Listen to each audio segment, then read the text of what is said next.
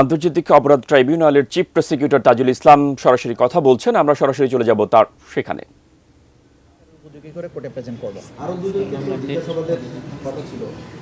আরো দুজন বলেছি, আমি তিনজনকে আজকে জিজ্ঞাসাবাদের জন্য, একটা আব্দুল্লাহ আল কাফি, একটা হ্যাঁ, প্রত্যেকের জিজ্ঞাসাবাদ শেষে আমরা বলেছি জিজ্ঞাসাবাদ তাদেরকে আমরা যে তথ্যগুলো আমাদের প্রয়োজন সেগুলো আমরা পেয়েছি তাদের কাছ থেকে। সবকিছু হয়তো আপনাদের সাথে শেয়ার করব না, কিন্তু ইন্টারনেটের ব্যাপারটা যেহেতু অত্যন্ত গুরুত্বপূর্ণ ছিল সেটা আমরা জানানোর প্রয়োজন বোধ করছি।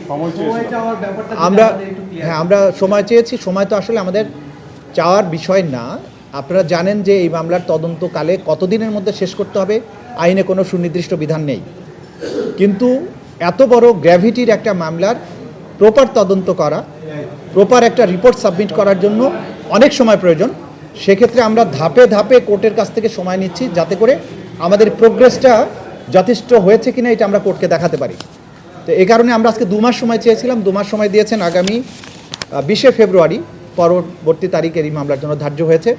আমরা আশা করব এর মধ্যেই মামলার তদন্ত মোটামুটি অনেক বেশি দূর এগিয়ে যাবে এবং খুব সহসাই হয়তো আপনারা দেখতে পাবেন ক্রমান্বয়ে আমরা এই তদন্ত রিপোর্টগুলো সম্পন্ন করতে পারবো তদন্ত সংস্থার মাধ্যমে। আবুল হাসানকে তো জিজ্ঞাসাবাদ হয়েছে যাত্রাবাড়ির ব্যাপারে কোনো আপডেট নিয়ে কথা বলেছিলেন।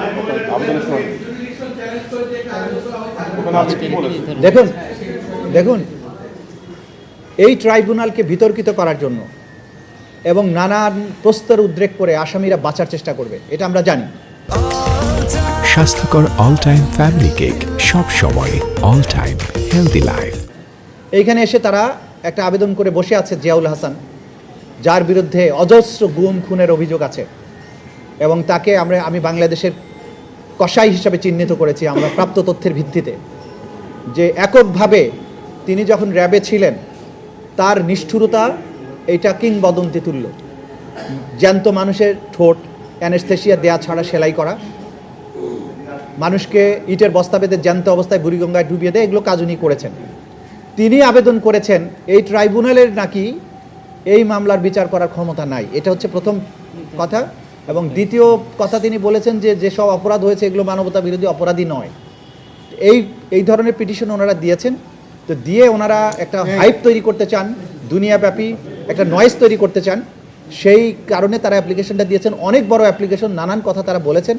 এগুলোর আমরা যথাযথ আইনি প্রক্রিয়ার জবাব দেওয়ার জন্য আমরা সময় চেয়েছি। আগামী 1 মাস পরে এটা শুনানি হবে 20শে জানুয়ারিতে।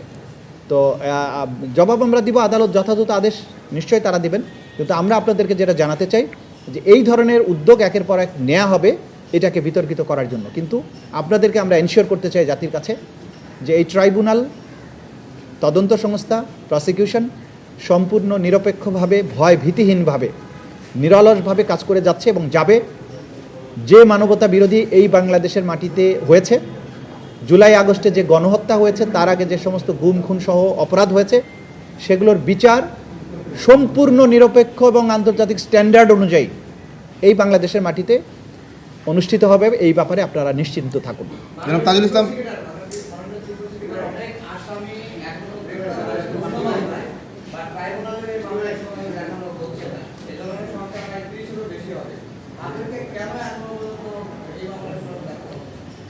আমরা আপনাদের মাধ্যমে একটা মেসেজ দিতে চাই যে এই ট্রাইব্যুনাল কিন্তু বেছে বেছে আমরা ওয়ারেন্ট দিচ্ছি।